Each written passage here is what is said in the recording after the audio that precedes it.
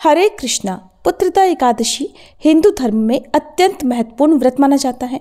ये व्रत संतान प्राप्ति और संतान की सुख समृद्धि के लिए अति उत्तम माना गया है। पौष मास में आने वाला ये व्रत बहुत सारे दंपतियों के जीवन में सुख समृद्धि लाने वाला होता है और साल 2025 की पहली एकादशी पुत्रदा एकादशी ही है।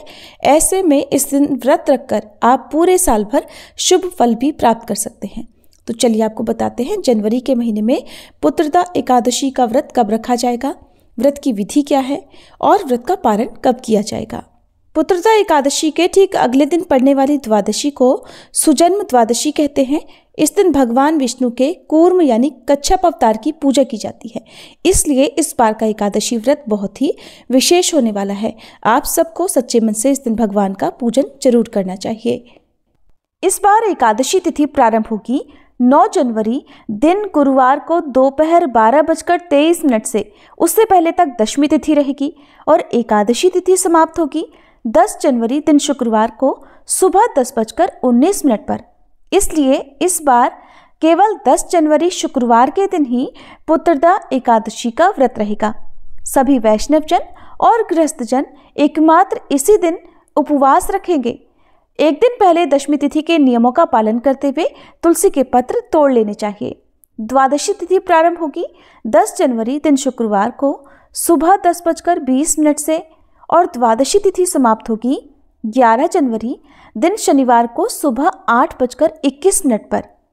एकादशी व्रत के दिन यानी कि 10 जनवरी शुक्रवार को ब्रह्म मुहूर्त सुबह 5:38 से 6:26 तक रहेगा। सूर्योदय होगा सुबह 7:14 पर, सूर्यास्त शाम 5:54 पर। प्रातःकाल पूजा का मुहूर्त रहेगा सुबह 5:54 से 7:15 तक।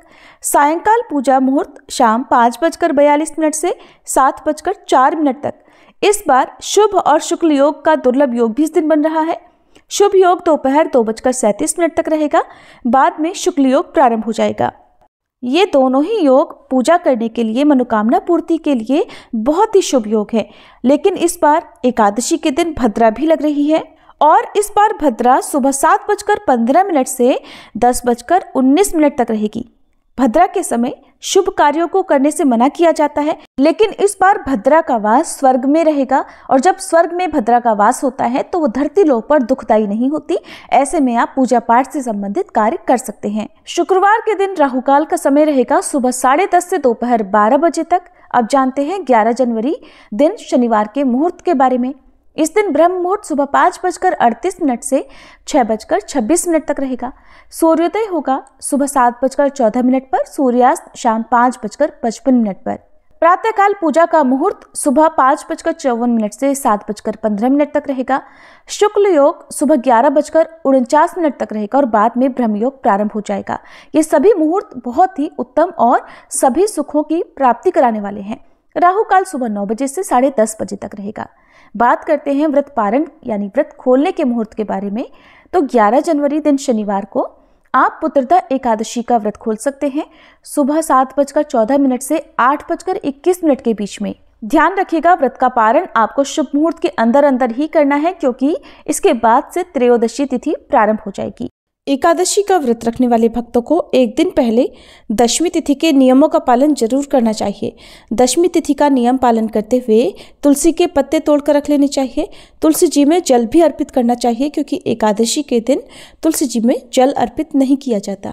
ध्यान रहे कि दशमी तिथि के दिन किया गया भोजन शुद्ध सात्विक होना चाहिए। फिर एकादशी के दिन सुबह गंगा जल मिले हुए पानी में या किसी पवित्र नदी में स्नान करने के बाद अपने पितरों को जल का तर्पण देना चाहिए।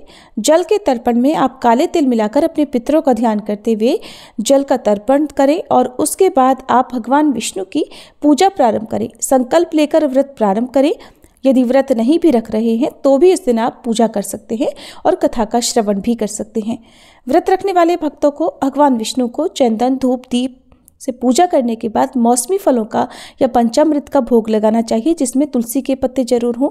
सारा दिन व्रत रखकर शाम के समय पूजा करके यदि आप चाहें तो फलाहार कर सकते हैं। रात्रि जागरण करने से जन्म जन्मांतर के सभी पापों का तो नाश होता ही है, भगवान कृष्ण की विशेष कृपा भी प्राप्त होती है। इसके बाद अगले दिन द्वादशी तिथि में सुबह स्नान करके आप अपनी सामर्थ्य के अनुसार दान की सामग्री निकालकर भगवान का पूजन करके भगवान को भोग लगाकर प्रसाद से ही अपने व्रत का पालन कर सकते हैं। इस तरह से एकादशी व्रत पूर्ण होता है। ये थी आज की वीडियो। अगर जानकारी अच्छी लगी हो तो वीडियो को लाइक जरूर कीजिएगा।